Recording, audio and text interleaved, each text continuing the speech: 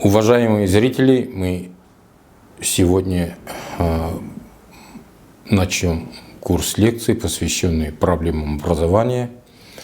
И прежде всего мы разберем некоторые понятия, привычные для нас, разберем их содержание, что они означают на самом деле. Само понятие образования мы коснемся только, в общем-то, школьного образования. Оно означает передачу опыта человечества будущим поколениям.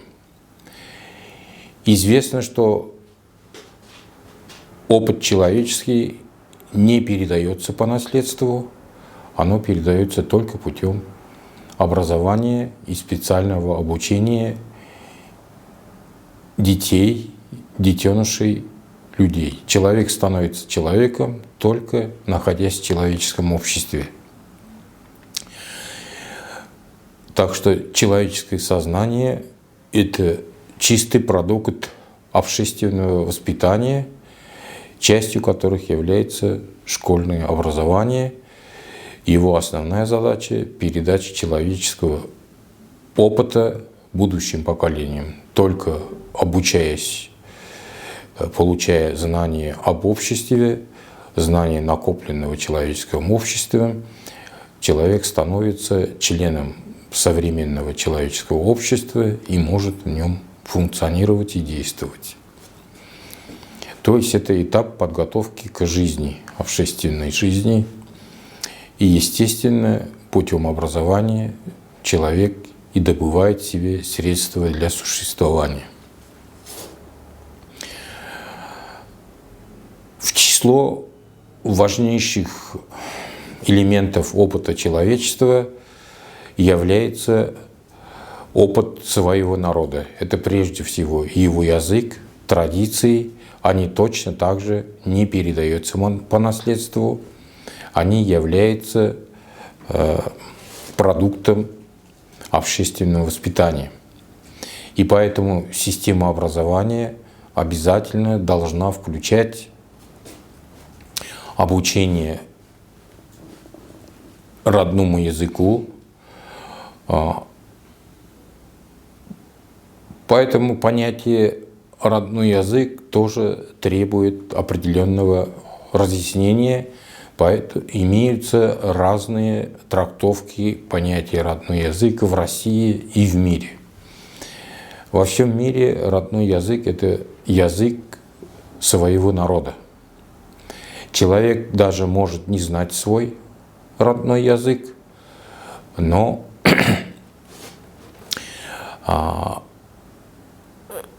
язык, которым он владеет, не обязательно будет родным. Родной язык – это язык твоего народа. И в мире ассимиляции народов измеряется именно владением родным языком. Например, по переписи 2010 года в России проживает 5 миллионов татар. Из них 1 миллион показали, что они татарским языком не владеют.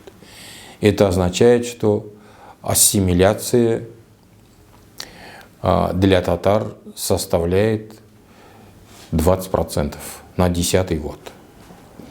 Перепись 2011 года, что покажет, то есть 2021 года, что покажет, мы увидим. А в России в трактовке Тишкова, и так принято всеми социологами, родным языком считается язык, которым овладел человек в бессознательном состоянии еще. То есть поэтому они называют первый язык родной, второй язык родной. Естественно, такие понятия введены не зря, они являются обоснованием ассимиляции народов. Поэтому родным языком является это язык твоего народа. Если ты себя идентифицируешь, например, татарином, то твой родной язык будет татарский. Ты владеешь им или нет. Для овладения языком, естественно, имеет огромное значение образование.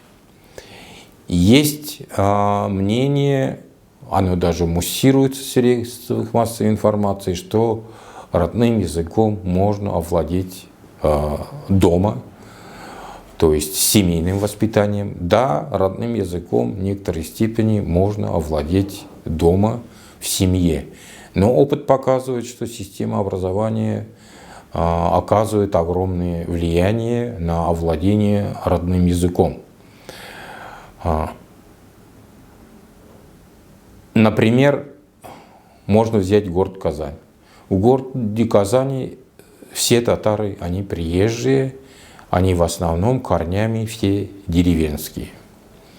И они, естественно, все владели родным языком, так как образование в деревнях еще в те времена были на родном языке.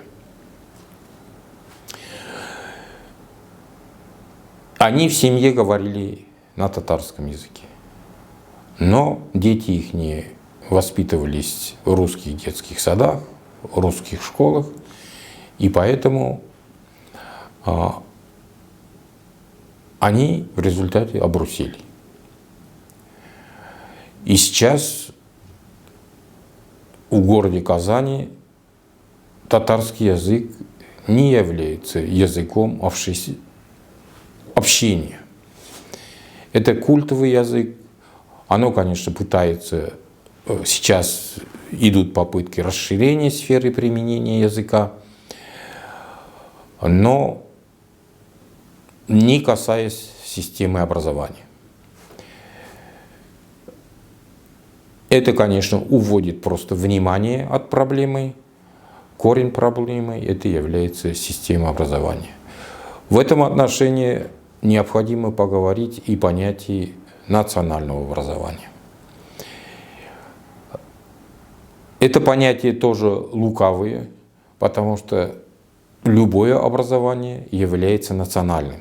Все великие педагоги мира пишут, что образование должно быть на родном языке, и только образование на родном языке сохраняет уникальность народа.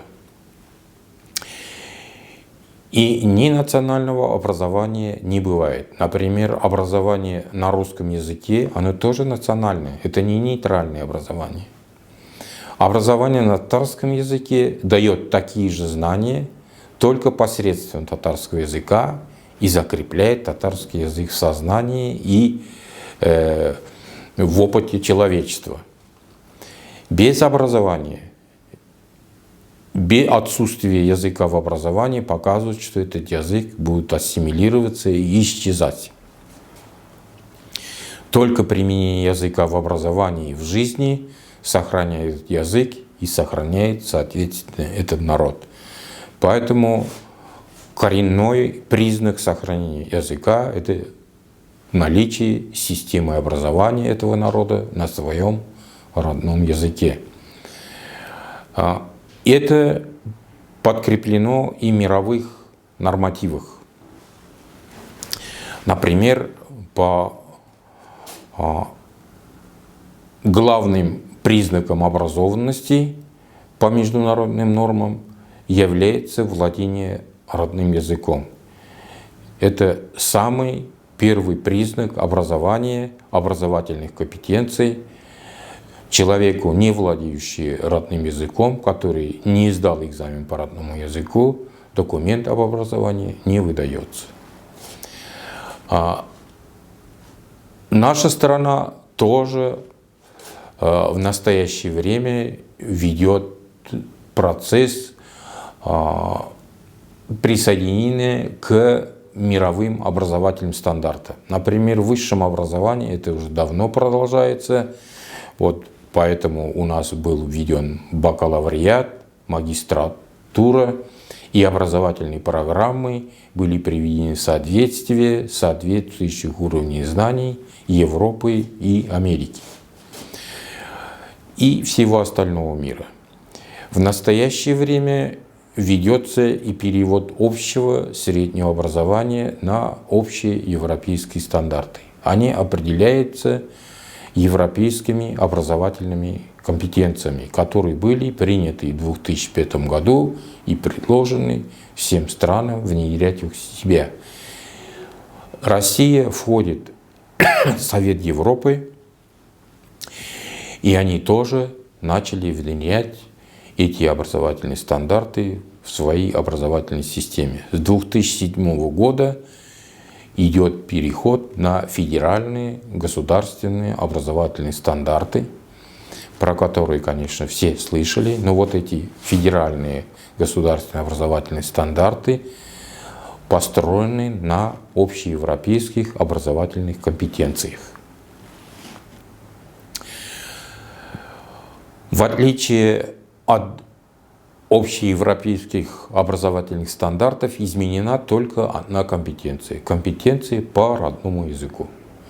Согласно общеевропейским образовательным компетенциям, компетенция по родному языку является главной образовательной компетенцией, и без этой компетенции, без сдачи экзаменов государственных по этому предмету, документ об образовании не выдается. А в наших федеральных государственных образовательных стандартах эта компетенция поменен компетенцией владения русского языка. В нашей стране все народы изучают русский язык как родной. И только после сдачи экзамена по русскому языку человек получает документ об образовании. Даже если не владеет родным языком, потому что эта компетенция не проверяется. Оно, более того, является добровольным. Это в условиях обязательного образования. У нас образование является обязательным, а изучение родного языка является добровольным по желанию. Это, естественно, сделано специально, и специальная компетенция по родному языку заменена компетенцией по русскому языку. Если бы действительно Россия ставила целью сохранения языков народов, оставили бы компетенции по родным языкам самой главной образовательной компетенцией, и был бы обязательный экзамен по родному языку, и этот экзамен и как русский язык учитывался бы при поступлении в вузах. В законе об образовании записано, что родной язык вместе с русским языком, выбор родного языка является добровольным, в том числе по нашему законодательству в качестве родного языка можно выбрать и русский язык. Но там написано, что свободный выбор. Но в данных случае свободного выбора быть не может, потому что по родному языку никакого экзамена нет. Более того, он в среднем образовании 10-11 классах вообще не изучается. А по русскому языку есть обязательный экзамен, и результаты экзамена влияют на поступление в вузы. Как это влияет? Например, это влияет через единые государственные экзамены, так называемые ЕГЭ. Почему они называются едиными? Они называются едиными, потому что их результаты являются конкурсными для поступления в вузы. Теперь, вы сами знаете, вузы отдельные вступительные экзамены не проводят. По результатам школьных экзаменов принимают вузы. Поэтому они называются едиными. Многие думают, они единые по всей России. Выпускные экзамены из школ были едиными всегда по всей России. Все школы сдавали одинаковые экзамены, пакеты приходили секретные, их открывали и их решали. Но вступительные экзамены были в вузы другие. Каждый вуз принимал вступительный экзамен отдельно. В настоящее время эти экзамены называются едиными, потому что они являются экзаменами для поступления в вуз. И поэтому результаты баллы русского языка тоже учитываются при поступлении в вуз по любой специальности. Русский язык является обязательным экзаменом для поступления в любой вуз, и его результаты учитываются всегда. Например, в те времена, когда я поступал в вузы, русский язык был зачетным. Если вы по русскому языку экзамен сдавали на тройки, вы поступали. А теперь эти баллы являются конкурсными. Естественно, в этих условиях люди тратить время на родной язык вряд ли кто будет, но если и будет, то их будет меньшинство, только герои. Или уверенные в своих силах люди, уверенные в своем интеллектуальном превосходстве. Но таких людей немного. Они есть, но, например, очень много приводят пример финских татар, что они сохранили свой язык, сохранили традиции. Но надо учитывать, в Финляндии условия для сохранения языка совершенно другие, чем в России. Там государство заботится о сохранении всех языков. Там поликультурное, полилингвальное образование, во-первых. Во-вторых, финские татары никогда не являлись народом и не могут претендовать на это. Их где-то 2000 человек, их количество не увеличивается, не уменьшается, и там никакого народного творчества нет и быть не может. Если татарский народ потихоньку исчезнет в России, они тоже исчезнут. Герои могут быть всегда, даже если, например, в России татарский язык запретить применение в общении, останутся люди, которые тайком будут общаться. Например, было время, когда за изучение иврита в России за сионизм сажали. Но тем не менее, некоторые люди иврит изучали, и этот язык все равно среди евреев сохранялся. Но массовое владение народом без образования невозможно. Теперь, касаясь единых образовательных, единых экзаменов, единых государственных экзаменов, надо сказать, по языкам народов там таится серьезное ограничение. Это оформлено только приказом Министерства образования, сейчас Министерства просвещения России, что этот экзамен можно сдавать только на русском языке. Это, естественно, очень серьезный запрет на развитие языков народов Российской Федерации. Это нарушает все международные нормы и даже Конституцию Российской Федерации. Там, потому что в Конституции написано, что образование любого уровня можно получать на родном языке. Народы имеют право на сохранение своих родных языков, свободное его применение в образовании. А это уже серьезно, это запрет, по сути дела, высшего образования на родном языке. А без высшего образования язык никак не сохранится, потому что образование — это прежде всего учителя и учебники. Учителей готовят вузы, это высшее образование, и учебники пишутся тоже учеными в вузах.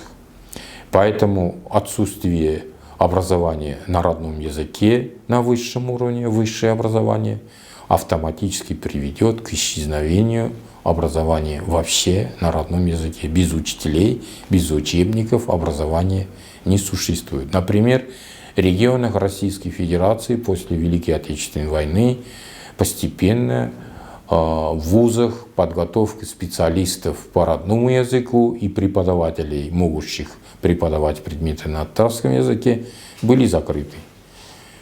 И сейчас в регионах Российской Федерации не существует школ с татарским языком обучения. Так называемые школы с татарским языком обучения, там преподается татарский язык в каком-то объеме. И все. Предметы там преподаются только на русском языке, и только из-за того, что там нет учителей, учителя не готовятся. Но этот принцип уже добрался и до Татарстана. В Татарстане тоже уже в течение 5 лет не готовятся учителя на татарском языке. Это математики, физики, химики, биологи и, естественно, существующей школой с обучением на татарском языке, в Татарстане еще около 700. В будущем у них не будет учителей, и они автоматом перейдут на преподавание на русском языке. Насчет значения наличия образования на родном языке я приведу слова и великих педагогов. Начнем с Яна Каменского.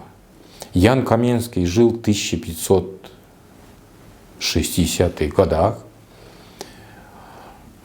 и у него есть произведение, так называемое «Великая дидактика». В нем он, вот этот Ян Каменский, ввел классную урочную систему, которая существует на всем земном шаре, и мы перешли эту классную урочную систему. Классная урочная система предполагает отсев учащихся. То есть уровни знаний поделены на 10 уровней. И по принципу Яна Каменского только человек, овладевший первым уровнем, может перейти на второй уровень. Это так называемые классы. По этому поводу я хочу сказать, что сейчас в нашей стране, к сожалению, классы ассоциируются с группой учащихся, с помещением в школе. Но класс — это не группа учащихся одного возраста, не помещение в школе. Класс — это уровень знаний. Он всегда был. И по этому признаку только учащиеся, овладевшиеся низшим уровнем знаний, переводятся на высшие уровни. И сейчас во всех школах формально это проходит. Каждый год весной, в мае месяце проходит педсовет, на котором все учителя совместно решают и голосуют за то, что ученик овладел уровнем этого знания, 5 класса, например. И он может быть переведен в 6 класс, на 6 уровень. И это протоколируется, принимается коллективное решение. Но оно сейчас формальное у нас в настоящее время. Это трагедия системы образования Российской Федерации.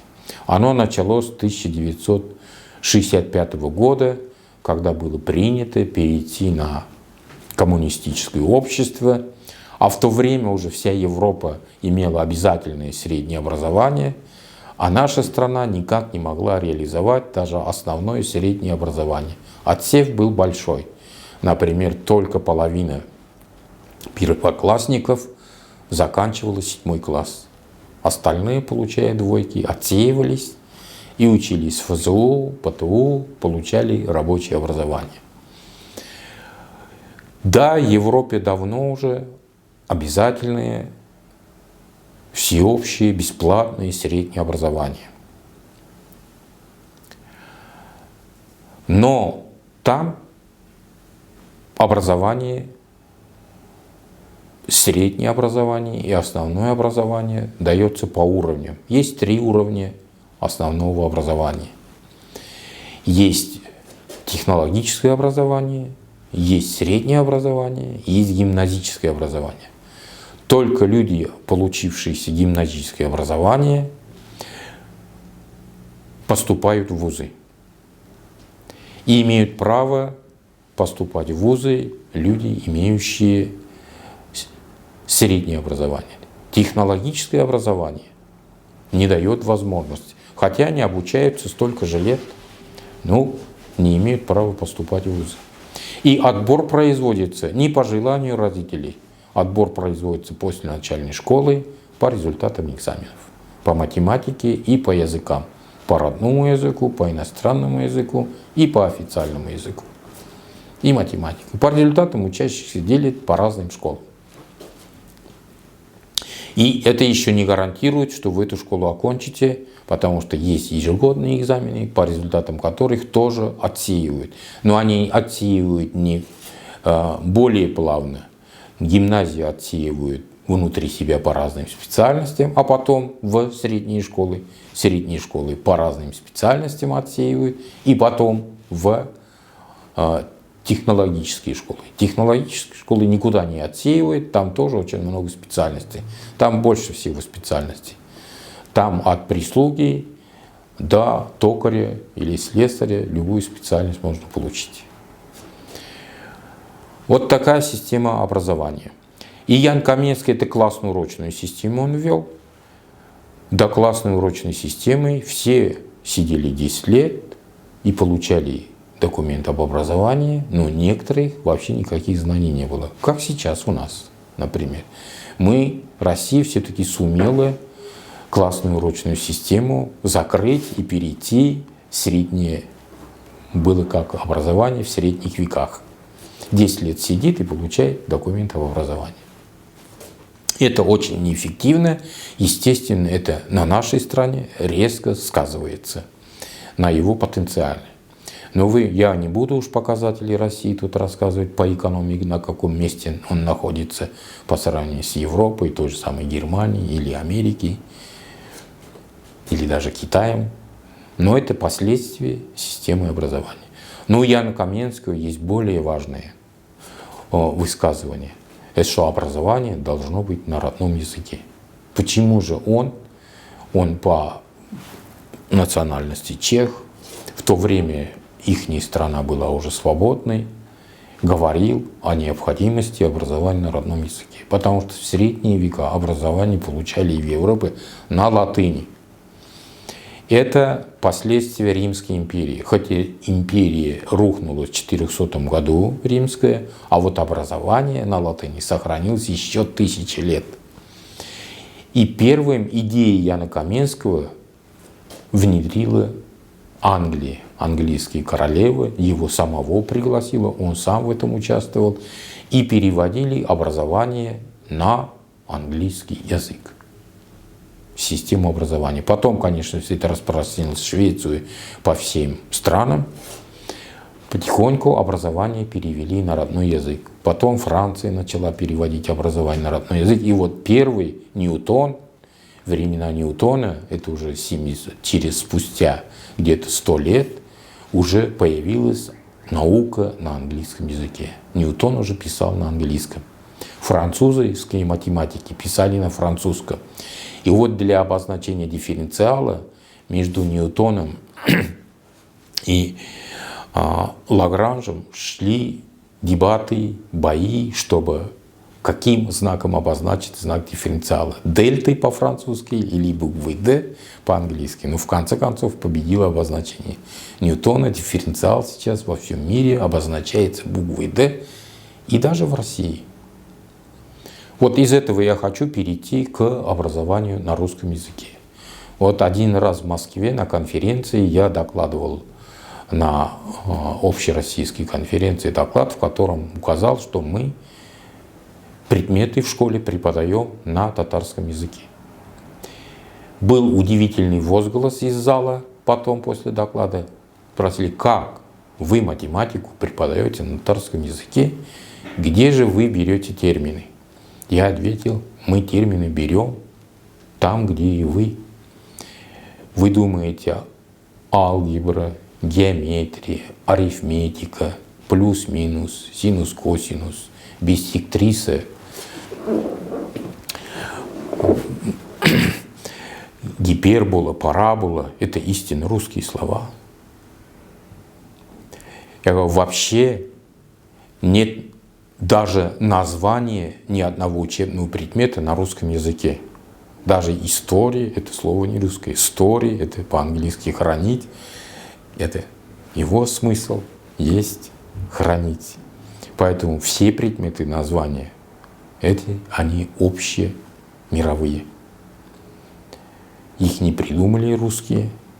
И поэтому татары точно так же их могут преподавать на татарском языке с их терминами и с их обозначениями.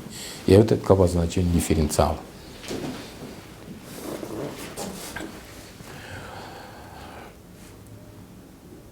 Поэтому качество образования не зависит от языка обучения. Это зависит от качества преподавателей, от качества самого ученика, его интеллектуальных способностей, его стараний. Этим только все определяется.